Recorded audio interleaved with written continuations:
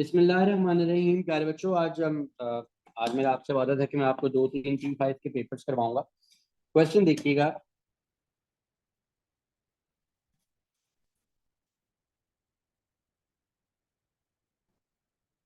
कहता है chlorella is a photosynthetic single cell protoctist. चलिए, ये फोटोसिंथेटिक भी है और ये सिंगल सेल प्रोटोक्टिस्ट है। इसी खिलाफ दैट लिव्स इन पॉन्ड्स।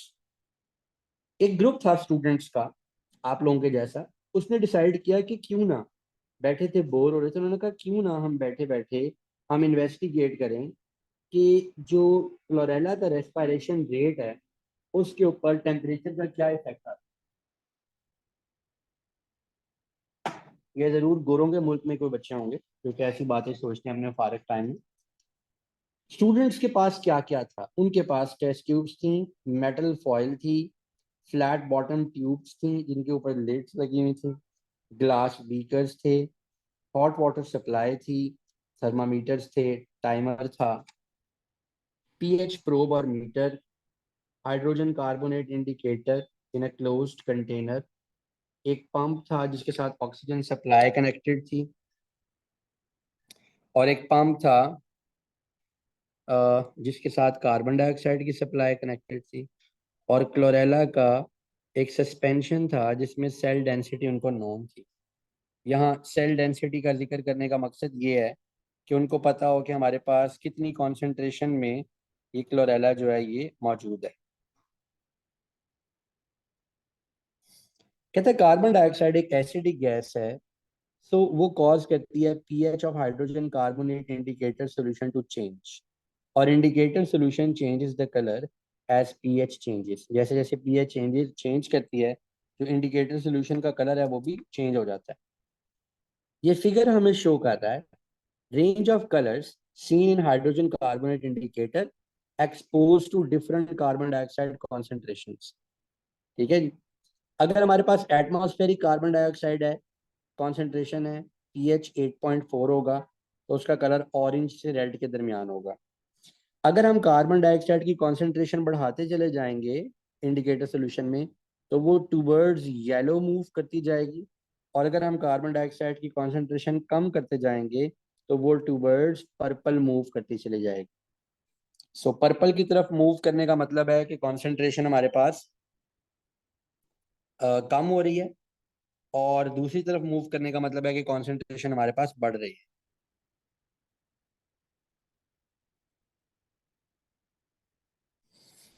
कहते स्टूडेंट्स ने एक सीरीज ऑफ कलर स्टैंडर्ड बना लिया from yellow to purple by bubbling different volume of carbon dioxide gas into indicator solution, and pH was measured with a pH meter। साथ साथ उन्होंने pH को measure किया। For each colour and solutions were sealed in a flat bottom tubes labelled with their pH। ऐसा क्यों किया? क्योंकि वो पहले अपना एक स्टैंडर्ड बना रहे हैं, पहले वो अपने पास एक स्टैंडर्ड बनाते चले जा रहे हैं, जिस स्टैंडर्ड को बाद में वो कंपेयर करेंगे जब वो खुद इसके साथ कुछ चेंजेस करेंगे या इसके साथ कुछ एक्सपेरिमेंटेशन करेंगे।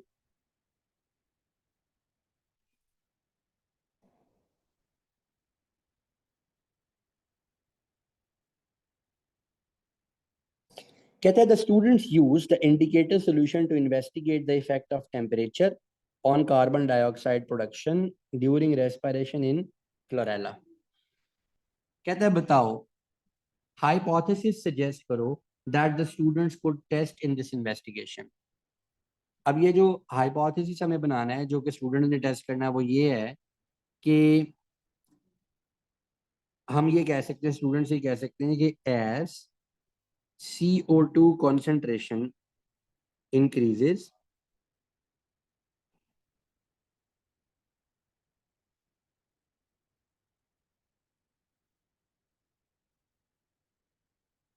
temperature increases।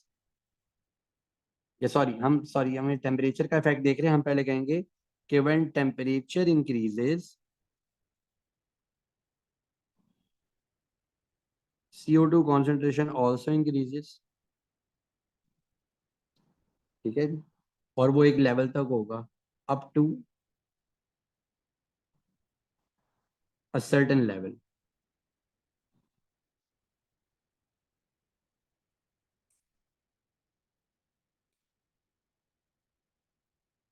तो ये हाइपोथेसिस जो है इसको वो चेक कर सकते हैं। अब हमारे पास जैसा कि हमें हर मर्तबा इसमें इंडिपेंडेंट और डिपेंडेंट वेरिएबल के बारे में बताना होता है, तो हमें बताना होगा कि इसके अंदर इंडिपेंडेंट वेरिएबल कौन सा है। इंडिपेंडेंट वेरिएबल होगा वो हमारा टेम्परेचर होगा,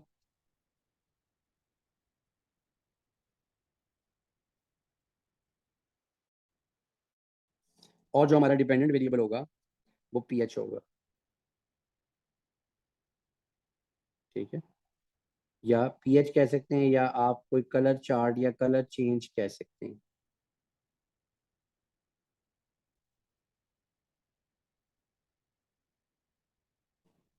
अब उसने कहा कि डिस्क्राइब करो कैसे स्टूडेंट्स जो हैं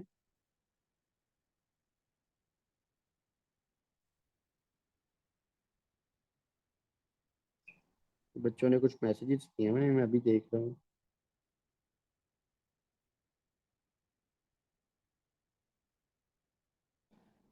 वो हो तो ये आप लोग P4 करना चाहते हैं, इसलिए मैंने जो हमारे दूसरे भी स्टूडेंट्स हैं, बाकी जो हमारे भी, मैंने P5 का बोला हुआ था कि हम 3-4 P5 करेंगे। चले मैं आपको कल P4 करवा दूंगा, डोंट वरी। अभी हम जो शुरू कर दिया अभी हम ये करते हैं। कहता है your method should set out in a logical order to be detailed enough to let another person to follow it. और हमने करना क्या है, ये बताना है कि कैसे स्टूडेंट्स जो हैं वो ऑपरेटर्स को यूज करेंगे to investigate the effect of temperature on carbon dioxide production during the respiration in chlorella. तो सबसे पहले तो अब चूंकि आपको डिफरेंट टेम्परेचर चाहिए, तो आप बताएंगे कि आप किस तरह से एटलीस्ट 5 डिफरेंट टेम्परेचर्स के वाटर बाथ सेट करेंगे।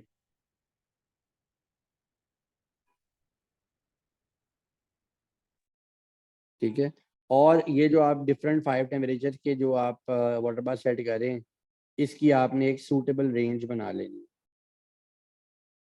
वो आपके अपने ऊपर डिपेंड करता है। और जब आप उसकी रेंज बताएंगे तो आप वहाँ पर यूनिट्स भी लाजमी मेंशन करेंगे। अब आप उसके अंदर, अब आपको कांस्टेंट्स की तरफ आना है, तो जो आपका इंडिकेटर है उसकी सेम कंसंट्रेशन यूज होनी चाहिए। सेम कंसंट्रेशन प्लस उसका सेम वॉल्यूम भी होना चाहिए। ऐसा ना हो कि उसका वॉल्यूम आप आगे पीछे करते।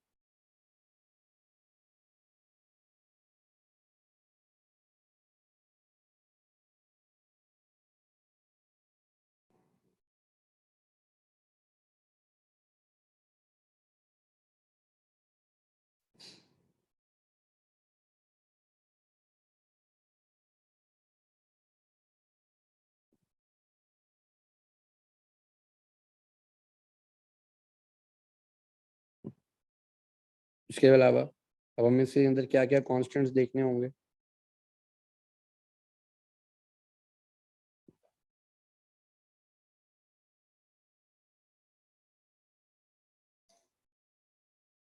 क्योंकि अब आप इसकी रेस्पिरेशन का रेट देखना चाह रहे हैं, तो आपको इसके अंदर O2 कॉन्सेंट्रेशन जो है ना वो सेम रखनी है सारों के अंदर।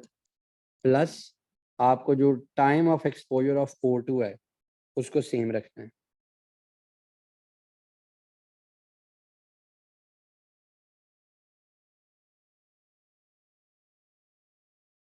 फिर आप क्या करेंगे, क्योंकि आप इसको फोटोसिंथेसिस नहीं करवानी, आपने इसको रेस्पिरेशन करवानी है, तो आपके पास फॉयल क्यों थी। आप जब इसको अंधेरा देंगे तो तभी ये रेस्पिरेशन मोड पर आएगी ना। सो आपको फॉयल से कवर करना है ऑल द टेस्ट ट्यूब्स को। फिर आपको जो आप उसके अंदर जो कॉन्सेंट्रेशन ऑफ वो डाल रहे हैं क्लोरेला, जो आप ऑर्गेनिज्म उसमें इंट्रोड्यूस कर रहे हैं क्लोरेला की, आपको उसके अंदर सेम कॉन्सेंट्रेशन ऐड करनी चाहिए। Same concentration. ये ना हो कि आप किसी में ज़्यादा क्लोरेला ऐड कर दें और किसी में कम कर दें। ठीक है जी। आप इसको क्लोरेला को एक्लिमेटाइज भी करवा सकते हैं। Acclimatise on a set temperature, यानी आप एक खास टेम्परेचर के ऊपर पहले इसको एडजस्ट कर लें ताकि इसकी वर्किंग स्टार्ट हो जाए, और जब इसकी वर्किंग स्टार्ट हो जाए या जब ये क्लोरेला एक्टिवेटेड हो जाए तो आप उसको यूज कर लें। फिर इसी तरह आपको इसके अंदर एक आध कंट्रोल भी यूज करना है। आप उस कंट्रोल के लिए क्या करें, आप silicon beads of same volume use कर लें, सेम वॉल्यूम की सिलिकॉन बीड्स यूज कर लें, या फिर अगर आप सिलिकॉन बीड्स यूज नहीं करना चाहते तो आप सेम वॉल्यूम में क्लोरेला लेके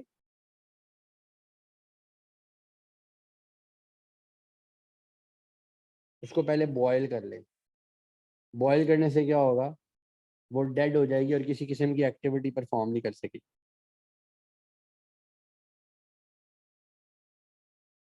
ठीक है जी। और आपको ये बताना है इसके अंदर एंड पर कि इसको आप ट्रिप्लीकेट में परफॉर्म करें, यानी आप इसको 3 टाइम्स परफॉर्म करें, और उसके बाद जो आपके पास रीडिंग्स आ रही हों, रीडिंग्स कैसे आएंगी, आपके पास पीएच मीटर पे रीडिंग आएगी, प्लस दूसरे नंबर पर आपके पास जो कलर है वो चेंज होगा, उसको आप ऑब्जर्व कर लें। और ओवरऑल आप ये बता सकते हैं कि it's a low risk experiment. फिर भी आप ये बताएं कि आप ग्लासवेयर को यूज़ करते हुए इंतहाई एहतियात से काम लें ताकि आपका कोई जो ग्लासवेयर है वो ख़राब ना हो।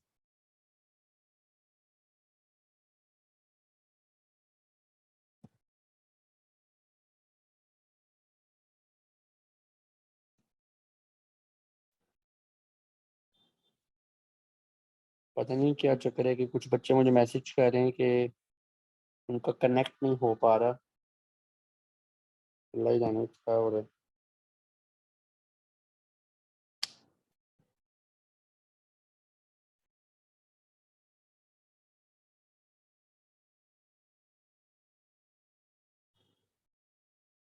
अच्छा,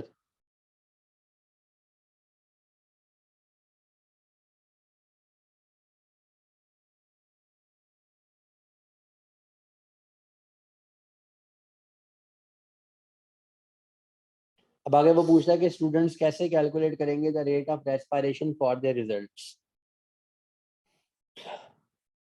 तो आप उसको अपने रिजल्ट का रेट ऑफ रेस्पिरेशन लाने के लिए आप क्या करोगे, डिवाइड करोगे विद द टाइम, 1/टाइम। कितना time to reach the standard colour.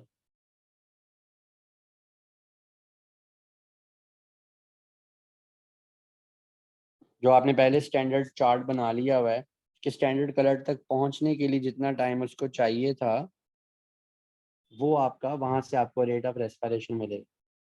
कहता है स्केच करो graph to show expected result of the effect of temperature on rate of respiration of chlorella.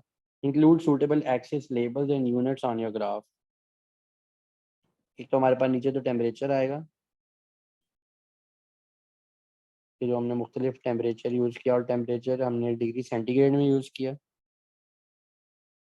यहाँ पर आपके हमारे पास आ जाएगा रेट ऑफ रेस्पिरेशन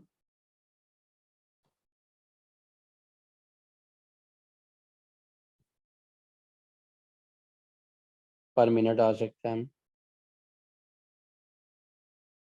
ठीक है जी।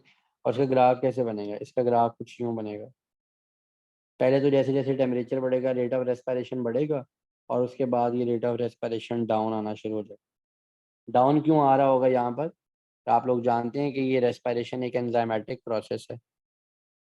ठीक है जी। और क्योंकि वो एंजाइमेटिक है, इसीलिए एक टाइम तक जो है एंजाइम्स वर्क करते हैं, उसके बाद एंजाइम्स जो है वो डीनेचर होना शुरू हो जाए। तो आपको 1 मार्क मिलेगा इसका एक्सेस और वो बताने का, 1 मार्क इसका मिलेगा, और 1 मार्क यहाँ पर करेक्ट ट्रेंड ड्रॉ करने का मिलेगा।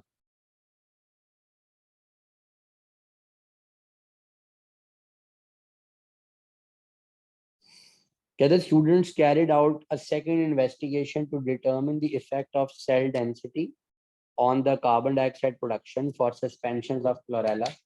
All the suspensions were kept at a constant temperature. The students used a probe to measure the production of carbon dioxide in suspensions of chlorella. हमारे पास क्या है, ये सेल डेंसिटी है सस्पेंशन की, carbon dioxide concentration after 15 minute and carbon dioxide production पर minute उन्होंने दे दी। अब कहते हैं कि आप क्या करोगे, complete the table 1.1 by calculating rate of carbon dioxide production for cell density of 40 arbitrary units.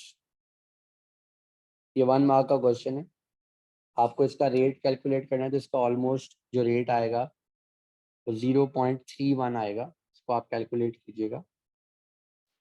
कहता है students use Pearson's linear correlation to test the hypothesis. और पियर्सन लीनियर कोरिलेशन क्या है, as cell density increases the rate of carbon dioxide production increases। ये उसका hypothesis है। अब ये है समझने वाली चीज, इसका वो कहेगा हमें कि आप नल हाइपोथेसिस स्टेट करके दो 1 मार्क के लिए। अब 1 मार्क के लिए इसका नल हाइपोथेसिस हम क्या लिखेंगे, there is no significant relationship या there is no significant correlation between cell density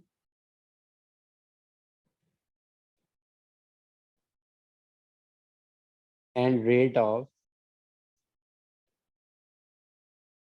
carbon dioxide production।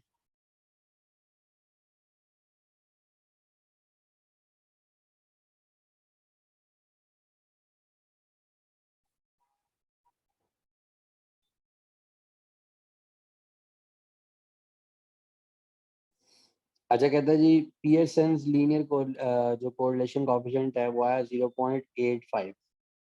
कहते हैं 0.85 की वैल्यू क्या सजेस्ट करती है, आपको मैंने बताया था कि जब हम ये कोरिलेशन कोएफिशिएंट निकालते हैं, अगर इट इज क्लोज टू 1 है तो then there is a strong and positive correlation, और अगर ये क्लोज टू 0 आ रहा हो then there is a weak correlation.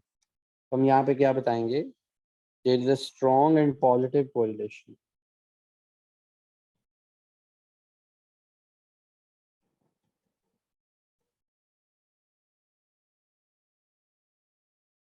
सिर्फ उसने बोला कि स्टेट करो,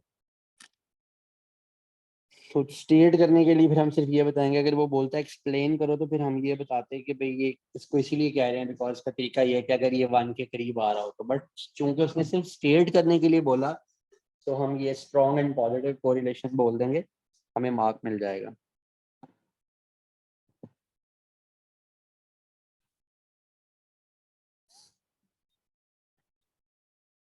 कहता है the student concluded that the results showed that their hypothesis is correct। Explain why this conclusion may not be valid। लो जी, उन्होंने कहा कि भाई उन्होंने ये कंक्लूड कर दिया कि हमारा हाइपोथेसिस वैलिड है। वैलिड हो भी सकता है, मगर अगर हम इसको कहें कि हम इसके ऊपर बेस करके इसको ब्रॉडली कंक्लूड कर दें तो क्यों नहीं। उसका एक रीजन तो ये है कि उन्होंने रेप्लिकेट्स नहीं लगाए या एक बार एक्सपेरिमेंट को डन डू किया उन्होंने। ये जो उन्होंने ऊपर हमें डाटा दिया हुआ है, यहाँ पर उन्होंने हमें एक्सपेरिमेंट के अंदर कोई रिपीट्स नहीं नजर आ रहे, तो हम कैसे मान लें कि ये रिलायबल। नो रिलायबिलिटी, इसमें रिलायबिलिटी नहीं है because only once it is done. फिर उन्होंने जो range of cell density use किया वो बहुत नैरो है,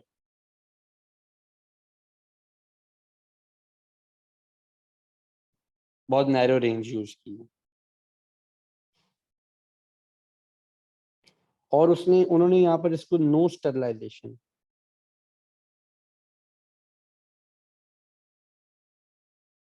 अच्छे तरीके से स्टरलाइज नहीं किया, so there may be other organisms या other microbes present which are respiring।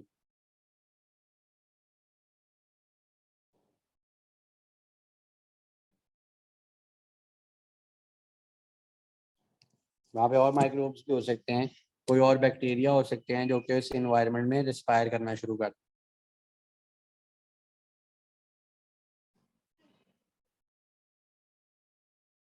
आगे चलते हैं।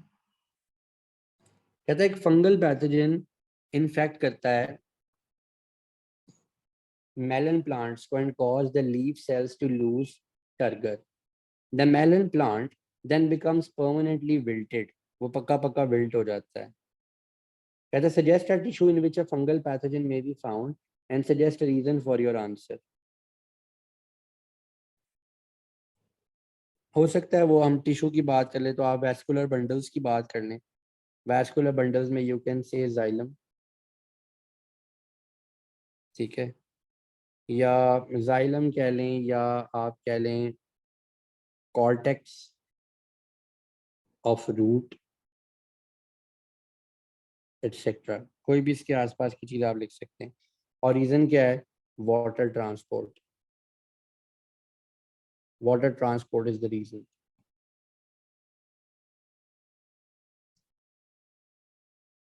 तो फंगल पैथोजन यहाँ पे भी हो सकता है। दूसरे नंबर पे यहाँ से भी टर्गर लूज करा सकता है। अगर आप हो सकता है आप में से कोई बच्चा ये लिख दे कि लीफ एपिडर्मिस, ठीक है, और लीफ एपिडर्मिस को वो डैमेज कर दे और मोर वाटर लॉस करवा दे। दो ही तरीके से बिल्ड हो सकता है ना, एक तो ये कि वाटर का अपटेक कम हो और दूसरा तरीका ये हो सकता है कि वाटर लॉस ज़्यादा होना शुरू हो जाए। तो आप इसमें से जो भी चीज़ लिखेंगे वो वैलिड तस्वर की जाएगी। कहता है breeding experiment between a pure breeding resistant variety of melon plant, pure breeding resistant variety of melon plant की हेम्ड and a pure breed non-resistant variety deuce were carried out to find how resistance to the fungal pathogen is inherited. All the F1 and F2 plants were inoculated with fungal pathogen between a pure and ठीक हो। जब ये जो हेम्ड है ये सारे resistant है और ये जो डल्स है वो नॉन रेजिस्टेंट। पहले इनकी एक F1 जनरेशन आई, वो सारे रेजिस्टेंट थे। अगर वो सारे के सारे रेजिस्टेंट आ गए तो इसका मतलब क्या है कि जो रेजिस्टेंस का जीन है वो डोमिनेंट था। हमारे पास यहाँ पर ये आए। अब जो अगली जनरेशन आई है उसमें 13 रेजिस्टेंट हैं, 3 नॉन रेजिस्टेंट हैं, ठीक है ना जी। तो वही 3:1 आई है यहाँ पर, ठीक है। बट जाहिर है यहाँ पर 3:1 आनी चाहिए थी, लेकिन यहाँ ये 13 रेजिस्टेंट है और 3 नॉन रेजिस्टेंट है, थोड़ी डिफरेंट है यहाँ से। कहता है result in F2 generation give a ratio of 13 resistant and 3 non resistant. The results in the F2 generation were considered to be anomalous. Explain why the results of F2 generation were considered to be anomalous and suggest a reason for this ratio. Anomalous इसलिए because it's not a perfect 3:1, ठीक है। और इसका reason हो सकता है gene interaction,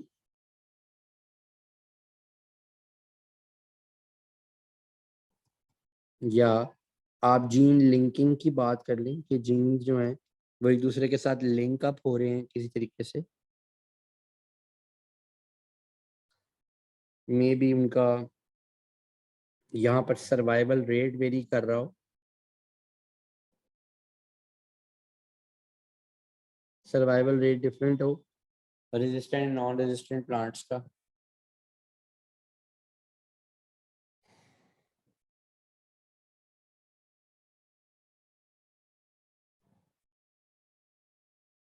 फिर आगे वो कहता है कि melon plants can be resistant to another fungal pathogen which has 4 strains. Microarrays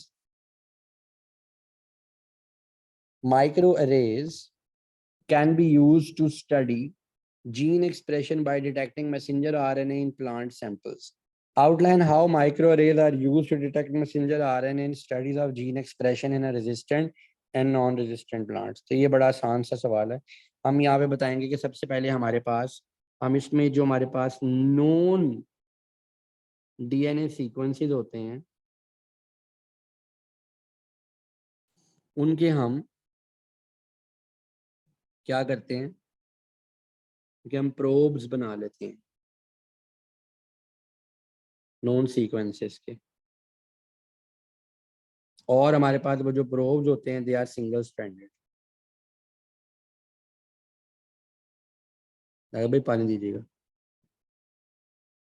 single stranded होते हैं. अब जब हम इसमें जो मैसेंजर आरएनएज हैं from disease resistant non resistant plants,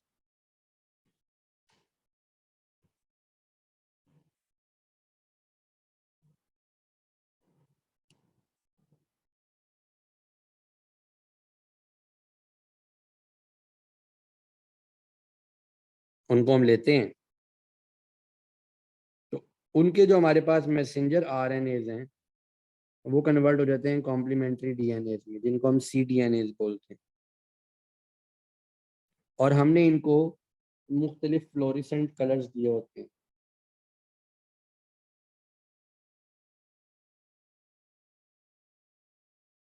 fluorescent colours. अब ये जो डिफरेंट हमारे पास फ्लोरिसेंट कलर्स होते हैं, जब हमारा जो डीएनए है हम उसको हाइब्रिडाइज करवाते हैं,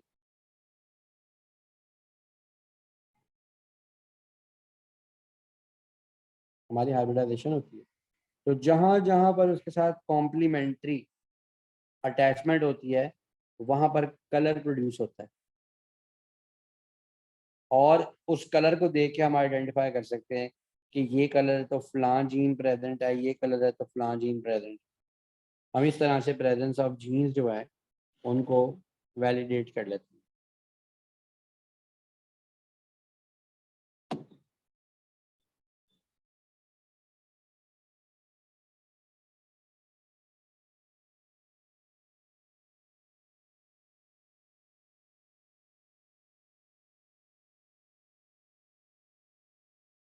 अच्छा, आगे वो आपको डाटा दे रहा है और वो आपसे कह रहा है कि आप इनकी रेशो निकालें.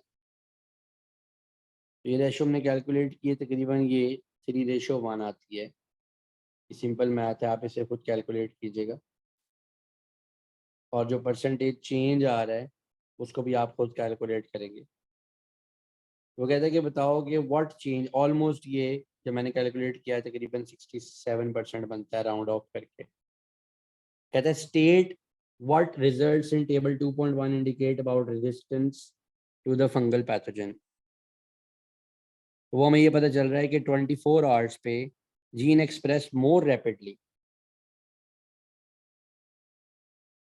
तो 24 आवर पीरियड है,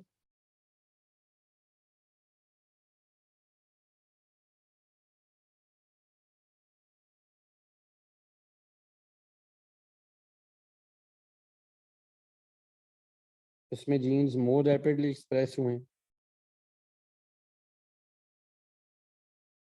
इन रेजिस्टेंट वैरायटीज